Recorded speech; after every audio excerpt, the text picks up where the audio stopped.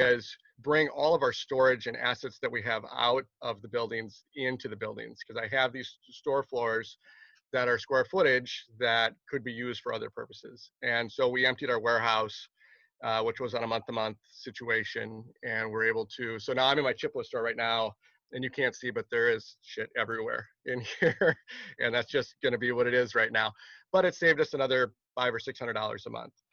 And so that was step one, was identifying each and every day, not what can I sell today, but what can I not spend today. And so we really got that down to the bare minimum. Then we worked out, okay, with our cash on hand, with no sales online, let's just say, how many weeks, months do we have in just cash available on hand without having to do anything else? And so that was step one. Then we got our EIDL and PPP applications in place as soon as those were available. Our PPP approval paperwork came through for signature overnight, actually. So I submitted that this morning early.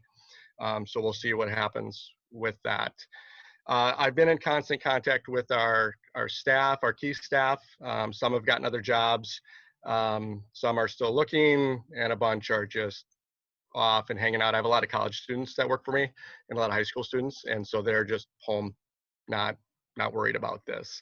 But our handful of our key personnel we're still in touch with all the time, and trying to figure out, what's going to work for them and for us at the same time.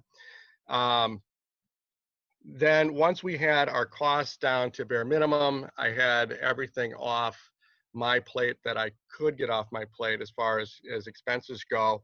Then we moved on to the revenue phase, which is, okay, now we're at a bare minimum, what can we sell? And so since then, we've spent every day working on our online platforms. What else can we add? Amazon for us has been a platform that we have been on for probably 6 years now. I have an old account with them. We don't do a lot of volume with them, but it's been there. And so my history has allowed me to get approved on other apparel brands that as a new account, I probably wouldn't have been able to get approved on. And so I went through the first probably 2 weeks of this, all of our inventory we had in back, and anything that was new, I tried to scan into the Amazon inventory system, so it was available on yet another platform. That's been good. That's been selling every day. Mercari is another app that we were on a little bit for some toys and some hard goods. I began listing on that. Depop is another platform for selling. So the point is just trying to find other avenues to take the inventory that we own and get it out in the marketplace, and then come in and ship every day. As part of cost cutting, of course, the heat is off, thus the beanie and my blanket in here. But so we are running a slim operation, but online sales have been growing. So we're going to continue to push that. We are now working 2 other deals to bring in additional merchandise that we've been exploring and testing on Amazon and other platforms that have been selling well, that have margin.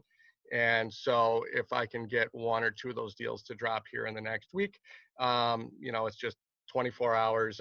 When I'm working, it's getting things available for sale as fast as possible, so we can keep some revenue coming in. So that's where we're at now. Looking forward, who knows, right? We know that this is not going to just be over, and I'm not going to go open 3 stores the day that it's over. I have staff that are now somewhat scattered. I have part-timers that are going to be scattered, and I have unsure customers, and I don't know what traffic's going to be. And so we're going to approach this in a very step-by-step basis. We're going to identify 1 store that we can open first when it comes time to open. And then I guess what I would look for feedback from you guys is, what type of shopping environment will people in the Eau Claire area be comfortable shopping in? I know we haven't had the big outbreak here, so it's possible that consumer confidence grows quicker than other parts of the state and certainly other parts of the country. But what does that look like?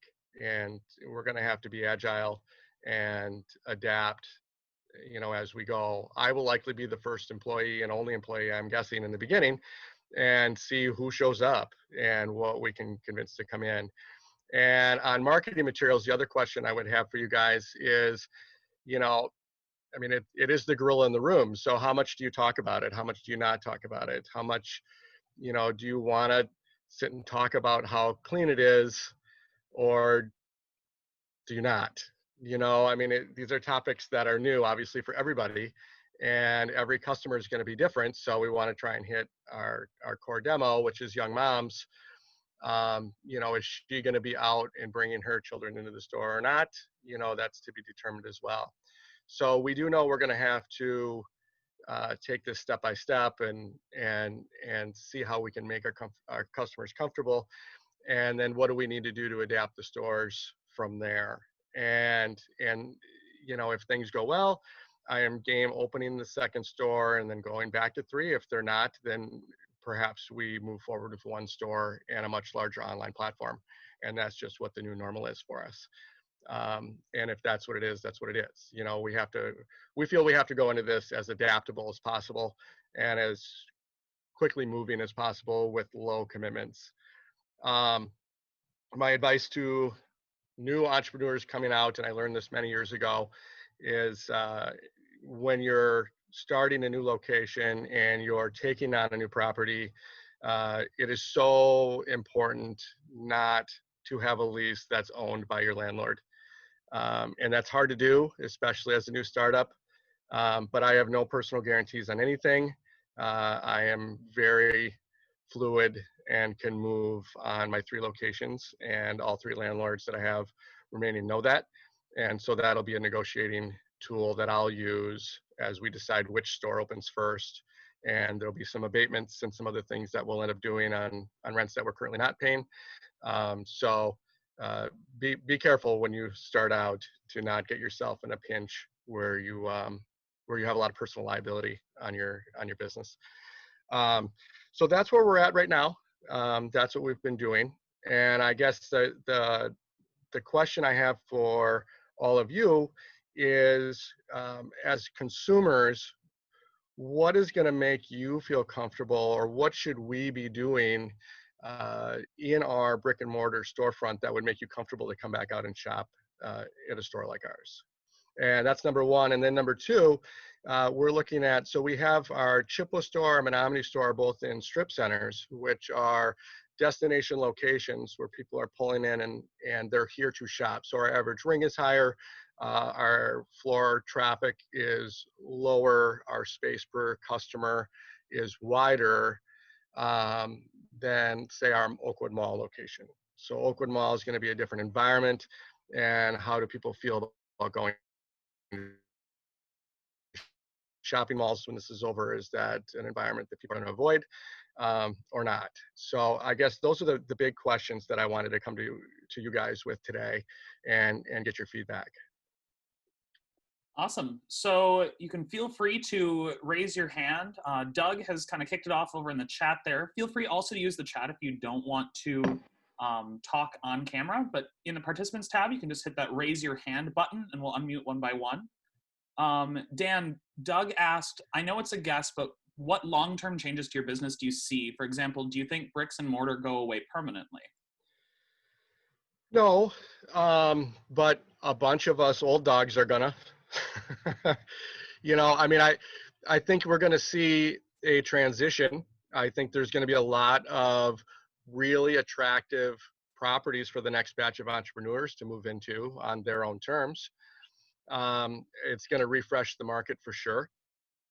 It's forcing, so Doug, with our business, we've been making this transition already, right, to the online platform. Now it's not 1/4 of our revenue at this point. If we say 3 stores plus the online, it's not equivalent to a store, but it also doesn't have the overhead structure that a store does, right? So when we just look at what's our contribution to corporate, which is how we do it by each location, then all of a sudden it can compete. As the Amazon has come on for us, it's gaining ground quickly. I'm very interested to see what these stimulus checks will do for our younger shopper with the Poshmark application.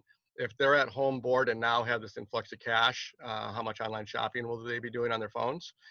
So I'm hopeful that that does well.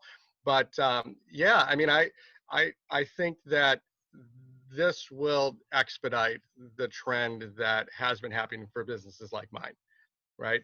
I feel that I can get enough product in one location. I can have one brick and mortar to be able to move extra goods, move all my premium items online, and have less overhead, less employees, less liability insurance, less everything. So as long as my online margins can keep up with the contribution the other two stores did, or even be close, I'm fine with that. So yeah, great question. Sounds good. Ben. Dan. Hey, buddy. So your question about what to do to make customers feel comfortable.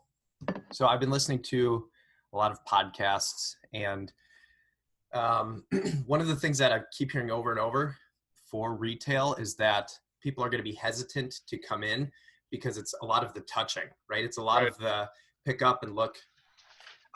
So I just wonder if you give shoppers some type of choice in how much touching they're doing. So for example, I know that in some of your stores you have mannequins, right? So do you bring all of them to one location and then you display like some of your pieces that you have a lot of? Is there a way to do that? Number two, is there a way to provide some, and I don't know how expensive it is because I haven't looked, but some type of PPE, like a box of gloves at the front of the store?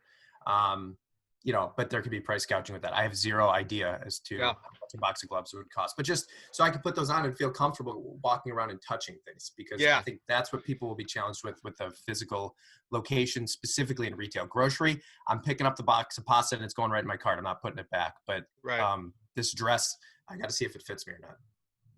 Yeah. So one of the things we researched right away before we even shut down was the lifespan of the virus on fabrics, and education has continued to grow. Research has continued on that, and the findings have been pretty much the same, is that it's only a couple of hours on clothing. So widespread clothing contamination shouldn't be an issue, scientifically, but what's consumer perception is, obviously more of an issue than what the facts are. And how much time do you want to talk about that, right? So I don't want to, am I yelling at everybody? Hey, don't worry, if the virus is here, it only lasted 3 hours. I'm sure you're good, like I'm not bringing that up, So one of the things that I had seen was some store. I'm part of a network of about 1,000 independent boutiques around the country on Facebook. And a lot of them are putting hand sanitizing stations outside their front door. And so they want people to sanitize before they even grab the front door handle, and then just bring it in every night. So maybe that's an option, or right inside the front door. But similar kind of concept to what you're saying with the gloves. Like if everybody is doing that, I don't know how I police that. You're kind of counting on people to be responsible. But that's happening at the grocery stores right now too. I mean, it's people are kind of self-policing and everybody's diving to the box of hand sanitizers. So right. I think people are getting used to that more and more. So I like that. Yeah. And before this happened, I mean, we were sanitizing all our fitting room handles, and we don't have shopping carts in our environment, but it's really the fitting room doors that are the thing that's touched the most. And so we already have, a process for that, but it's getting people comfortable when they come in the door to say, hey, I'm okay to shop here, So yeah, that's a great idea. And that's something that we would have to look into for sure. We've got Carrie in the chat. She said, as far as expecting clothing to sell, what changes and policies are you going to implement? Great question. I don't know. I mean, I don't know, that's what we're trying to figure out. Our intake, because we buy from people, so people bring us their items to go through, that's going to be suspended for a while, right? I don't know how long that is. That's both a cash management decision and just a see how it goes process. And Right now I have 4 stores worth of inventory plus a warehouse. I mean, I have enough stuff to last a year at this point if I'm only in one location, and the stores stay fresh and not get old. So, you know, as far as merchandise goes, our plan is to designate the store I'm in right now is 8,000 square feet. So this is a large space. I'm actually going to designate one portion of the store with boxed inventory to be worked out on the floor that's visible to the customer, saying that these are goods that we currently already own. We're not doing intake, but we have this fresh assortment of product that we're going to be unpacking daily. And anytime we've had merchandise in boxes or bags in the store, our customers drool because there's like, what is all this stuff that I can't see yet? They want to know what it is because everything's different in every box. And so we will use that as a marketing tool for sure.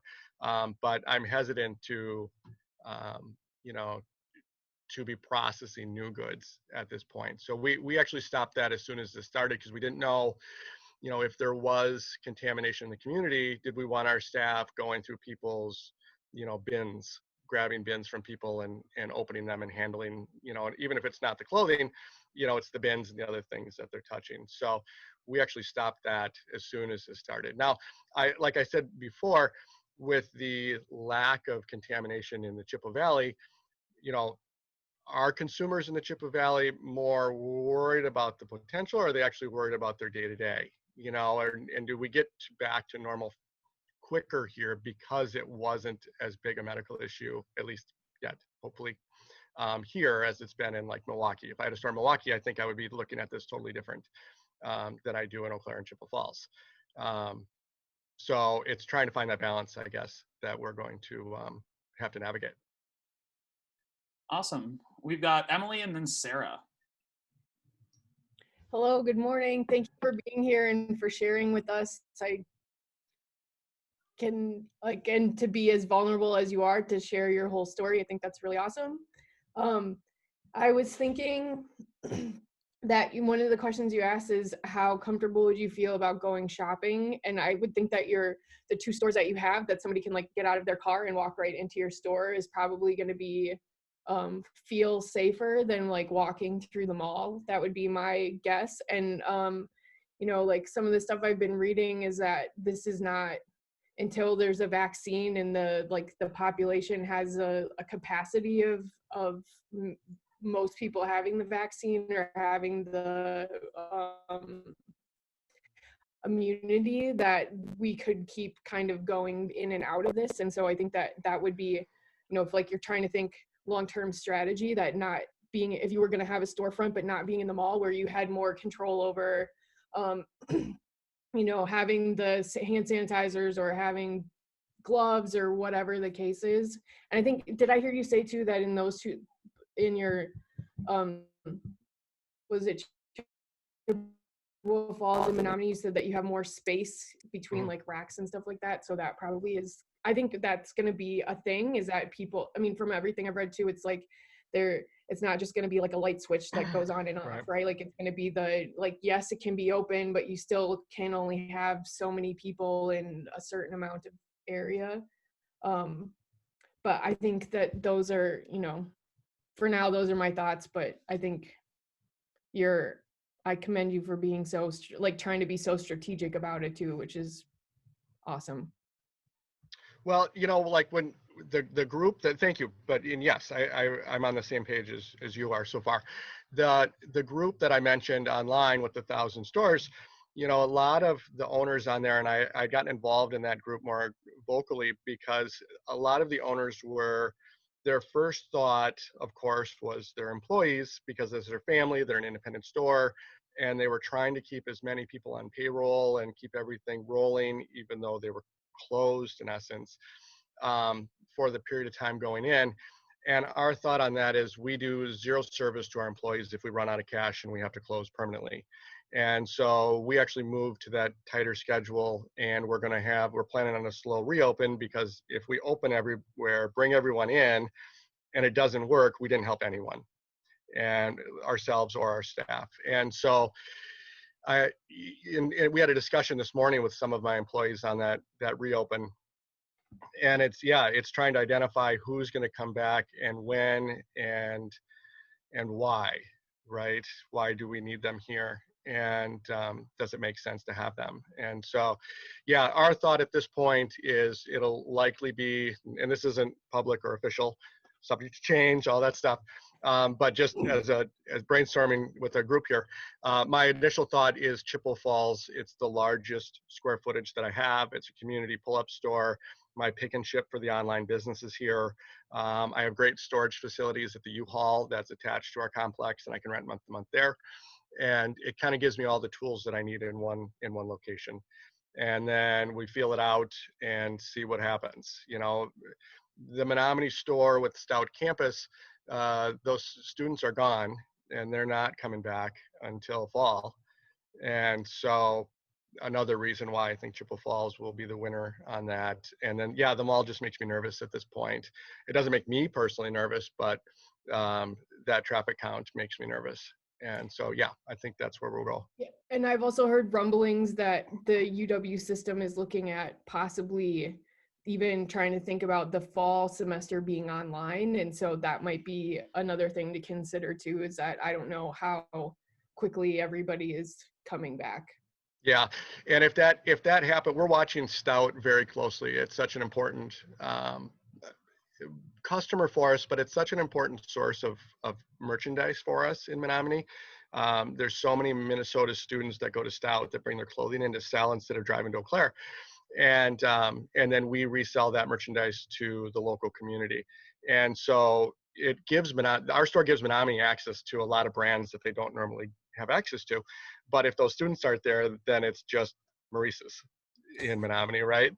And so then if those students don't come back in the fall, then I'll likely close Menominee up and then perhaps reopen it down the road. But you know, at some point you have to just say, okay, we'll pull the plug on that and we'll review it again later. You know, I know that space that I'm in isn't going anywhere if I pull out. So I'll bring that merchandise back and sell it somewhere else.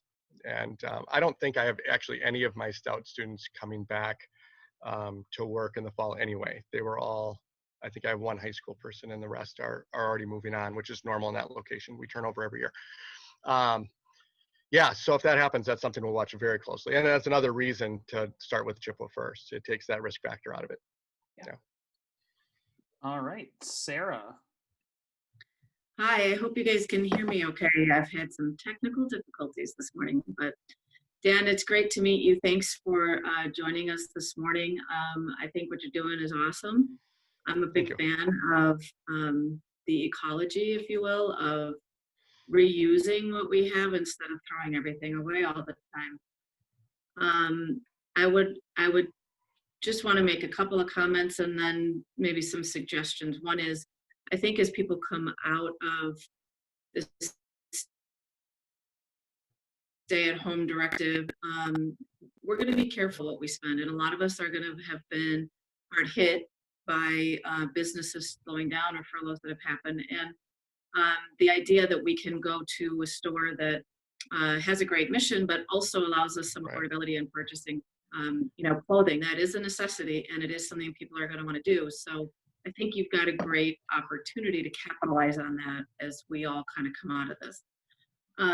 The second thing I was going to just talk about, and I apologize if you've already gone into this, was a little bit about your customer profile and whether or not you're in communication with those customers. So like I said, I was off the call for a little bit. So if I missed that, I apologize. But I would say that if you have some ways that you can be in touch with your customers about all the thought that you're putting into opening up in a safe way, that would go a long way for people to start to have some confidence in being able to shop at your store again as we come out of this. Yeah. And then, yeah, the other thing that I was going to just talk a little bit about from an online business perspective, I'm sure you're familiar with a company called ThredUp. Yeah. Yep. I figured. I know that that's probably a step beyond what your organization is doing from an online shopping perspective. Right. But it's something that has really caught on a lot and could open up business for you well beyond the borders of Chippewa Valley. And I didn't even realize when I got dressed this morning, but this jacket I'm wearing, I got up threaded. Cool. So I would just encourage you to think about, from a business perspective, what can you do to pivot and change in Yeah. order to be more relevant and Yep, I think I lost your voice there. Is she still there? Okay, so Sarah, those are great points, and I had you there. Okay, a couple things on there, terrific points. The economic factor, right, is a fantastic point for us. So our industry and my stores are counter economic. So as the economy is middle to weak, we did really well. We actually were struggling prior to this throughout this last year because the economy was too hot. Okay, so as employment is full and wages are rising, we become less in demand at a local level.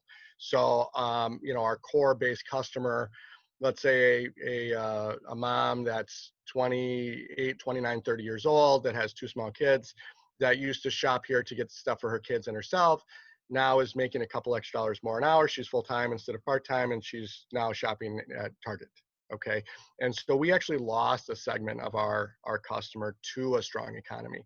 And so you can blame this on me, I guess, because I was kind of hoping for a slight downturn in the economy to help us out a little bit, and we kind of got that. So not quite what I had in mind, but yes, with unemployment being back up, then yes, our product does become more in demand. So that is a potential for us. That is a lane that we're looking at as long as customers are confident in coming out. So there is that. As far as ThredUp goes and online platforms, so ThredUp is for those of you that don't know what it is, it's an online resale shopping platform. They are, in essence, an online competitor to us. They're not an avenue for us to actually generate revenue because their purchase price is insanely horrible. We've sent them test boxes before, and I think our average purchase price, Becca, was it like 25 cents they paid for an item? Yeah, I think it was about a quarter they would give you per item. And so if you look at their ads, like if you go on to, if you see an ad on Facebook or whatever, if you click on their comments, they gather merchandise because they advertise. And people send stuff to them and then they don't do it again because they don't get anything for it. And so their business model is based on being able to get as many first-time users as possible. Now, Shoppers is different. It's a great avenue to find tons of unique stuff, but their struggle long-term is going to be getting merchandise to sell that's saleable because they'll run out of those first-time people that want to try it. I will show you guys, I'm going to try this technology thing here. So let me show you, I'm going to click this share screen.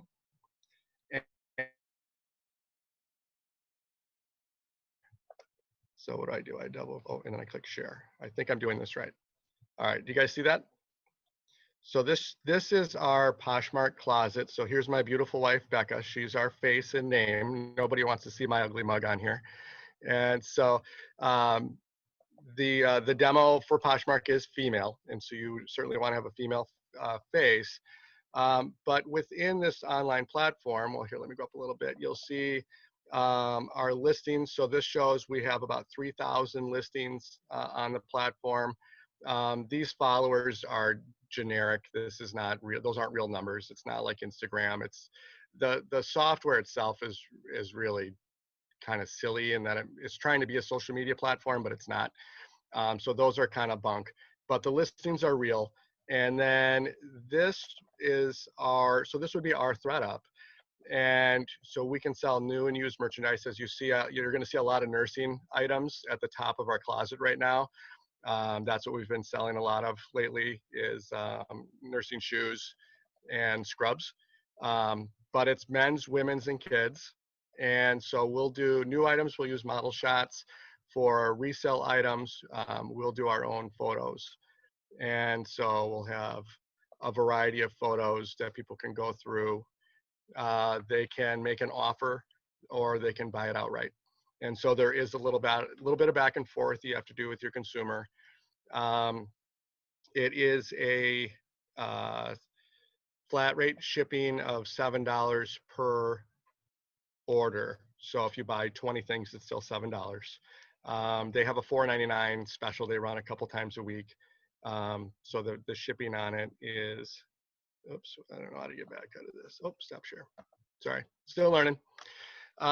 So that is the platform that we've used. We actually have a Shopify site as well. Our website is hosted by Shopify, which would be our own online platform.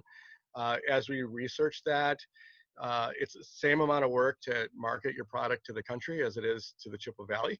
And so it made no sense for us to try and advertise our own website to a small market when we can just throw it on Poshmark, who advertises on cable TV all day, and let them take care of that for us for the fee.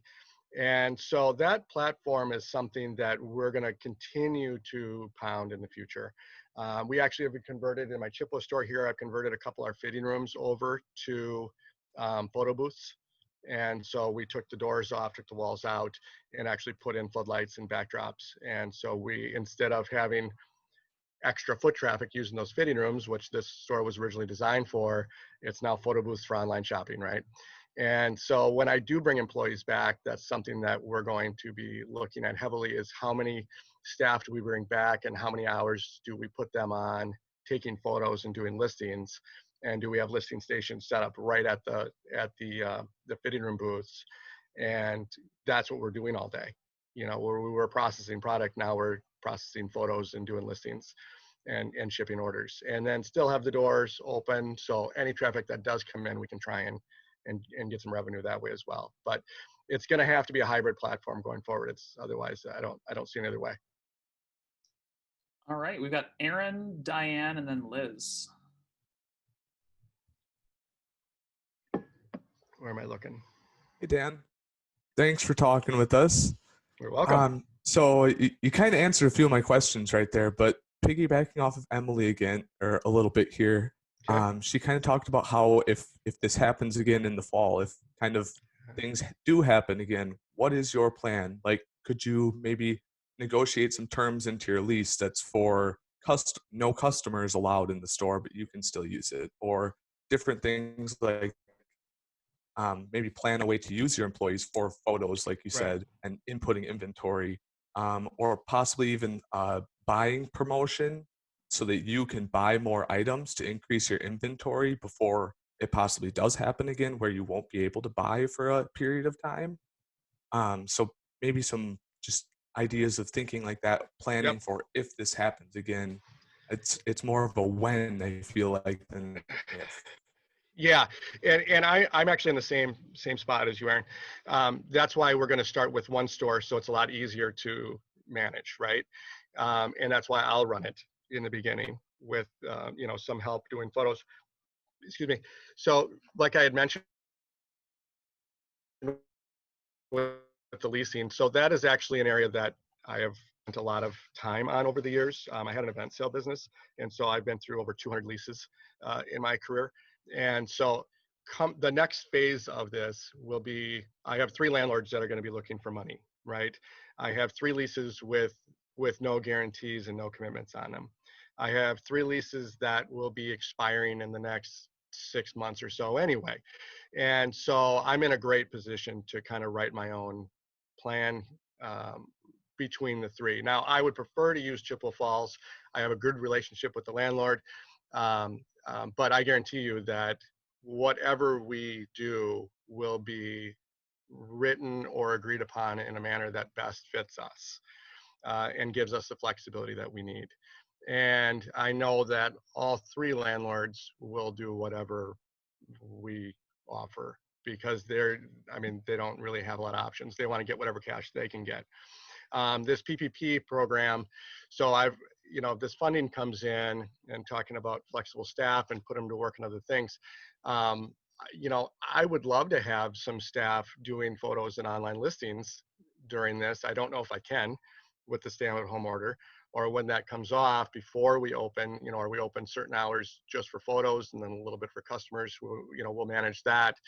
But the rent portion of that is going to go to whatever landlord I can get the best arrangement with. So yeah, we have some tools in our tool belt that we're definitely going to have to use as a small business to put ourselves in the best position to adapt, right, and to be agile. And so, yeah, I'm planning that. Okay, let's say this thing is 18 months, right? Let's plan for that. And if it's only 3, then great. And if people come back out and they're shopping, then awesome. And if not, then we're an online platform that's open once in a while. I do have access to goods, really, really good goods that are in a wholesale bulk buy that are not local resale. And that's a lot of what we sell online. And it sells fantastic in the stores. Right now, we blend it in, but it's the Calvin Kleins of the world and items like that, Eddie Bauer and clothing like that. That's mostly new with tags. I blend it in, and it's just a really great treat for my customers in store. But it's an awesome online product for us. And so I'm confident with just a properly structured deal in one location that I can navigate that. Great. All right, Diane. Good morning, Dan. Can you hear me? I can. There you are. All right. Thank you for sharing today, and I commend you for your business mind and your success of 9 locations in 10 years. And before all this happened, I have sort of a personal question for you. Did you envision 10 more years with the same business model, or did you want to turn into 100 locations? So you can answer that. And then this same question, now that we have a different world we live in, this is a different business model. It's no longer your mom and dad working with you. Do you like figuring out this new puzzle and it's recharged you, or is part of you saying, I got to figure this out and maybe let it go or resell it and move on to something new? So that's the second question. And then I would say, if that's the case, we're finding in just talking with business people and still, capital companies wanting to buy, if you survive this and still come out the other end, maybe looking a little different, it's going to be a very attractive company to buy. And that could be a motivation too, that, okay, maybe it's time to let it go. So a few personal questions, Sure. and I don't know if you know the answers or even want to share, but that's my questions. Yeah. The last question first, it's always for sale. So if anybody wants to buy it, let me know. Becca has my number. The original plan, my background is corporate accounting and financial statement analysis. And so when I started this business, it was not based on my love for resale fashion for females, right? That I knew nothing about it. I didn't know a brand name. I didn't know what the buckle was. Okay. I had to learn it from scratch. What I knew was I saw a balance sheet and I saw an income statement, a statement, made some serious mistakes. And I said, I can fix that. I can do that better. And so that's why I got into the industry. And that's why I needed that original store owner to come work for me, because I didn't know anything about what I was doing. I just knew the financial side. And so when I first started it, the reason I expanded out right away is it was all about scalability to me, and building a retail team in a more traditional small chain, old school now retail environment. Old school, this is so old school. When I registered to be a Million Cups presenter, retail wasn't even in the drop down of industries anymore, right? So I'm a dinosaur nowadays. But my original model was scaled to 20 stores. And I had it there. It could have been 20 to 23, somewhere in there. Once you got over 24, the overhead structure changed to a way that it then had to jump up and get more into the close to 40 range, because you needed too many heads. And so we were going to do regions, and we were doing an East, we were doing a Minnesota West, and we were doing a Southern region, and have district managers in each of those. So a very traditional retail model is what I was going for. And the stores are very inexpensive to start out. activities and then disappear, because you need to have a business know how to be able to actually functionally run the business side and not be just an owner operator, which we had, and then the branding and everything that could go with it. And so that was the original plan. The difficulty in that came with people, was having good district people and having good local store managers that wouldn't just steal from you. So I ran through a lot of people I had one good retail manager, I guess was her name, her title. And when she got burnt out driving to St. Cloud, down to Mankato, down to Janesville, in a big loop up and around to Wausau and back all the time, that was hard to replace. And we weren't at the size we needed to be to hire multiple of those. And so then it fell on me. And then we started having kids, and it just did not make sense. And so that's when the scale portion came off the table. And we said, okay, let's change it. Let's have myself be the retail manager and the controller and everything else that I need to be, not day-to-day store operations, but just all the other jobs that were in there. And then how many stores can I juggle and maximize my time? And so when we talk internally, we don't talk ROI, we talk ROT. So what's Dan's return on time? Okay. And so I have to manage myself and what I'm working on any given week. And that's where we decided to get rid of all the outlying stores and focus just on the Chippewa Valley, because Menominee, Chippewa, and Eau Claire, I can hit all three in one day, do my online stuff. It's very, very easy. So that's the scale. I think that answers the scale question for you. Okay. What was the middle one? How do I feel? I'm sorry. What was your second question? How do I feel about? I guess you answered it, but then the third question is, now that it's different, do you still, you asked, I'm sorry, you asked want how to put together a puzzle the way you, did that chart? Oh, yeah. Yeah, that's what I do. I can tell. Yeah. And I have some puzzles I can give you if you want a little side work. Sure, no problem. This is what I do. I love this. So, obviously you don't want people sick and dying, so don't quote that I just said that I love this. But to me, this is the fun part, right? So we have this business, we had cash flow. Are we gonna have cash flow again? We have expenses, we had overhead structures. How can we now juggle this and come up with something that can be positive when it's done? And that's why it's so important to have deals where you're not stuck, right? So I don't owe the bank and I don't owe the landlord anything. So nobody's gonna come get me. I can just play with this and figure it out. The online platform is something that I'm excited about, but it's trying to figure out how to manage, what is our time and what is the cost for each listing. And, that's a whole new avenue that we need to spend our time on, and inventory management across multiple platforms, right? So we sell something on Amazon. Now it's available on Depop, Poshmark, Mercari, right? So now we're juggling that inventory. And so this is where we'll see new applications come out and new services that come out, and there's going to be a whole new spring of businesses that come out, solving all these new problems that people like me have. So yeah, it's fun and it's exciting. Okay. As long as no one gets sick. You're right. Excellent. Knowing that we have to be done around 10 or so, I'd like to quickly open it up to anybody that has entrepreneurial events that are upcoming, and then we can continue the discussion after this if people are still able to stay. Does anybody have any entrepreneurial events that are going on? I'll just drop Collab's link over in the chat, so you can feel free to check out what we've got going on. I know that the Chamber, again, is having another town hall on Thursday, tomorrow. So feel free to check that out on their website, eauclairchamber.org. I'll also drop that link in the chat. Other than that, is there anything else going on this week? And then we'll continue with questions. It looks like Joe's got something.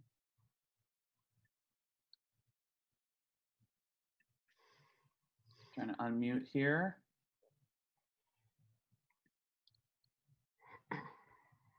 Joe, I can't seem to unmute you. I'm not quite sure.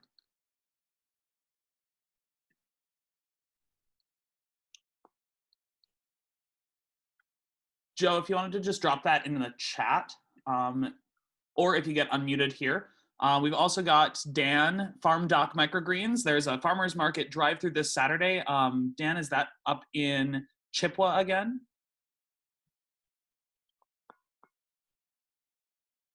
All right, so watch for those in the chat, and then let's keep going with Liz's question here.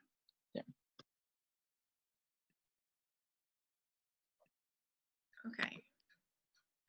I think I unmuted myself. Yep, Can you hear I me? got you. Yep. Okay, great. Thanks, Dan. Good job. And you're doing great with the technology. Don't worry about it. We're learning. So I have a question for you, and then I have an idea for you. Okay. So can you speak a little bit more to what you're doing on social media platforms like Instagram and especially Facebook, since that's big in the Chippewa Valley? Yeah, just really kind of what are you doing with those guys? Sure. So we have what am I currently doing, or what do we do as a business in general?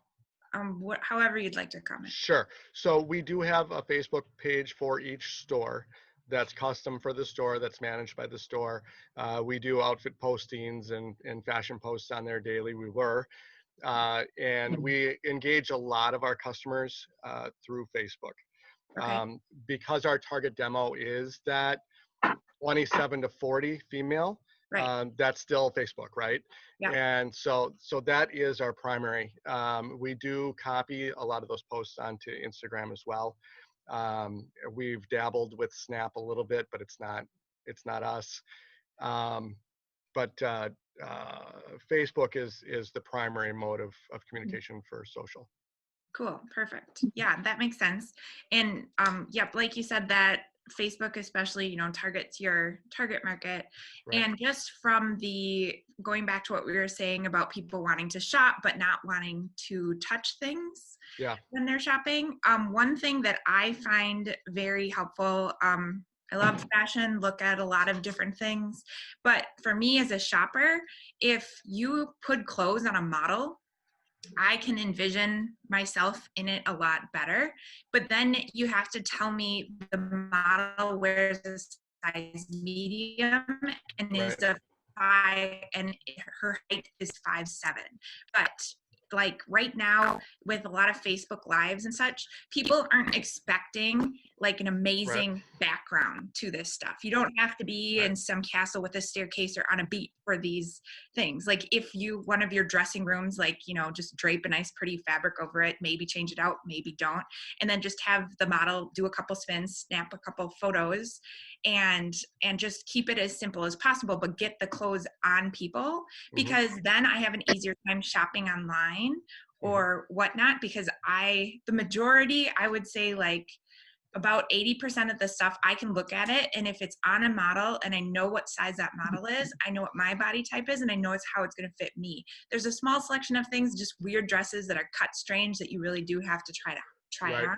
Right. The majority of stuff, if I see it on a model, I know, yes, that would fit me, or no, that would fit my best friend because she has a slightly different body type. Right. So just getting it more on people, I think, will be a good way to combat the people's fear of touching the clothes. Yeah, no, that's a great one. We a couple comments on that. The Facebook group that I'm part of with the 1,000 independent boutiques with social media on that platform is embrace the shit show, because that's what everybody's doing right now. Yeah, and just own it and be okay with it, right? So yes, I'm with you on that. As far as the photos go, so we are with the Poshmark platform, like everything gets the tape. So, when we're doing jeans or doing dresses or whatever, it's what's armpit to armpit. With the jeans, what's the waist, what's the hip, what's the inseam, what's the rise, right? So I'm learning all kinds of jargon there. So yes, we're doing that. And then actually right before, hey, there's my baby. Hi, Claire.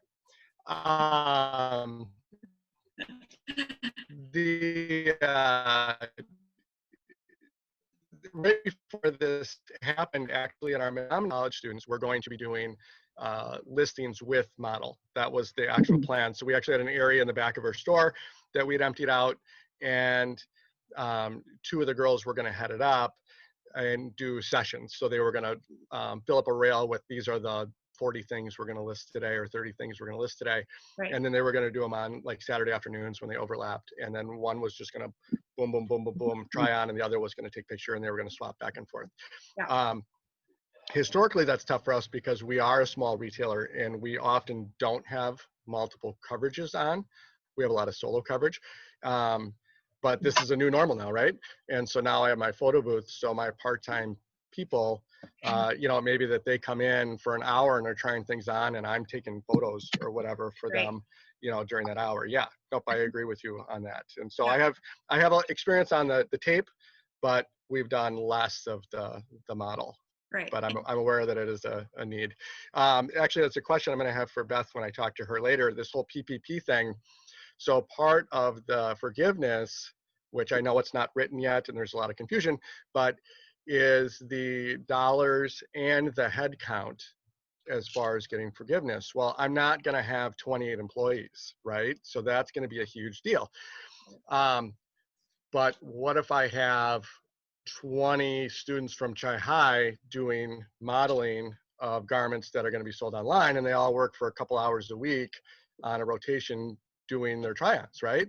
And so maybe I can get a head count up that way, get some employees in that way, get some payroll going that way, get some difference in photos both online, and fill up my Poshmark closet. I don't know. We're trying to brainstorm ways to solve problems.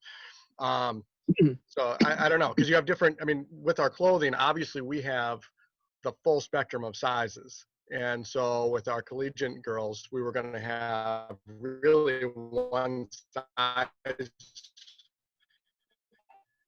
group that worked. So we're limited, we could sell this much stuff out. Where if I opened it up and brought in a whole group of like high school students or something, we could, fill right. our And the only other thing I would say, quick, Dan, and then I'm done, is also don't underestimate the power of video too. Okay, and sure. And like I said, it can be the same background, even if you use the same model over and over again, that almost can be a benefit, because then I kind of get used to how the clothes lay on her body. And then if I buy something, then I kind of know how it's going to fit for me. Sure. So don't underestimate video. Just who cares about the background? I care more about the shirt that I would want. Yeah. And just experiment. Keep going. Facebook Live is something I need to learn. Yeah, it's very helpful. Yep. Thank you. All right, Joe, what was your event that you would like to my event. Well, just as my husband and I have owned for 2 years, 200 Main Art and Wine, a gallery downtown. We were desperate, as most small businesses, to look for ways to sustain ourselves and pay the rent. So we've done two things. One, we're selling wine online, and we have pickup and delivery. So if anyone needs wine, we're at 200main.org, and you can order wine that way. We also did some videos of the artwork we have available, and those both, the wine and the videos, are online at 200main.org. Awesome. Thanks, Joe. I dropped that link in the chat, so feel free to grab that. Great. Brooke, you've also got a question here. Whoop. There we go. You and I muted at the same time, Adam. Yeah. Great job, Dan. I have no doubt that other businesses in this area would probably pay you to be a consultant right now, get through their issues. So I don't know if that's something you have time for, but anyway, my quick comment, just out of respect of time, is I was going through your Facebook while you were talking, and I really just want to commend you on your pricing of boutique items at really a secondhand store price point. I'm embarrassed to admit that one of the tank tops that you have listed, I paid 3 times as much from a different local boutique. So from a marketing standpoint, one thing I would recommend to you is kind of doing a side-by-side of, it's the same exact item, but our price is X and their price is Y. And I know you never want to throw another local retailer under the bus. However, if it's the same item that you can charge $12 for and they're charging $30 for, please explain to me how that works. So just again, to the point of people are hoarding cash right now and spending less. However, they're still spending money. And if I can get your tank top for 12 or theirs for 30, guess what I'm going to go with? Yep. Thank you. Actually, I like your shirt you're wearing right now with the floral and stripes. That's a good one for us. I bought this for $5 from Green Oasis. It was marked at $55. Okay. I'm I'm not paying $55 for a shirt, so I waited Yeah. until it was $5. $5, nice. That's awesome. I love it. Yep. No. So I understand completely what you're saying. We added the boutique program in our stores, which are new items from the LA Fashion District. I still see you. Gosh, I don't know, a couple of years ago. And the reason we did that is we had found that our customers coming in store, we had sellers and buyers. Okay, and so buyers were coming in and shopping and doing their normal shopping thing. Sellers, a big chunk of them are not our customer. Okay, so they're selling us their clothing, but they don't shop secondhand. And so they would drop off their bins and leave. And so our goal with that was to find something to offer them, to look at, to spend some of that money that they got from us for their items, to almost do a trade, right? And we had tried a couple other programs. We had tried some in-store credit and some bonus bucks and things like that, but they really just weren't really interested in the product. So that's why we added the boutique section. And the idea was we weren't going to carry anything that we couldn't sell for half of what, like an Apricot Lane or a mainstream boutique or any of those we're going to sell it for. So there was value in it for the consumer as well. So the margin obviously isn't as great as theirs. It's not as great as our main merchandise on the floor, but the margin is still okay. And so that's where that was born out of. And we've carried now really the high volume items. So the cage camis and leggings, and we could get into all that kind of crap. But, we've tailored that offering to hit as many people as possible and still offer, some things to our sellers. But it's been an area of struggle for us over the years. I'll just say that. Awesome. So it looks like we don't have any more questions. So our final question that we always ask our presenters is, what can we as a community do for you?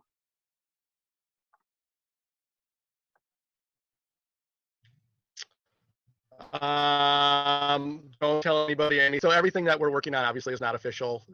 And so we don't know yet. And so, obviously don't tell everybody, oh, they're going to open Chippewa and they're closing Menominee, and, we don't know. I guess as a small business owner in the area, though, the real thing that we would all hope for is that we try not to spread fear in the community. And so, when we see, like when this first was coming out, I was following the local pages very closely, what's happening in Chippewa Falls, what's happening in Menominee, and you could see the fear spreading and people forwarding posts, people making comments, people working up the frenzy, right? And as we come out of this, I guess we all have to do our part to be aware and be honest and truthful, but not try and induce fear in the local consumers.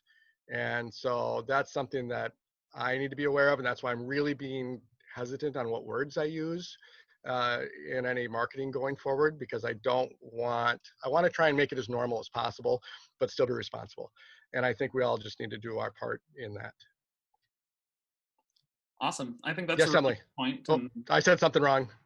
Yes, Emily. No, you didn't say anything wrong. That I really agree with you, and as much as you can, very intentionally talk to your consumers that way and your customers that way, and we're doing everything we can. We want to go back to normal, but here's what we're doing, and just using that language is really going to go a long ways towards people trusting you. And I think at this time, just being authentic and being clear about what you're doing is so important. Yep, and I agree. You're a cool person, so people are going to that resonates too. All right. You can't fake authenticity. Well, thank you so much, everybody, and thank you for joining us for 1 Million Cups. We'll see you here, same time, same place next week with Farm Doc Microgreens.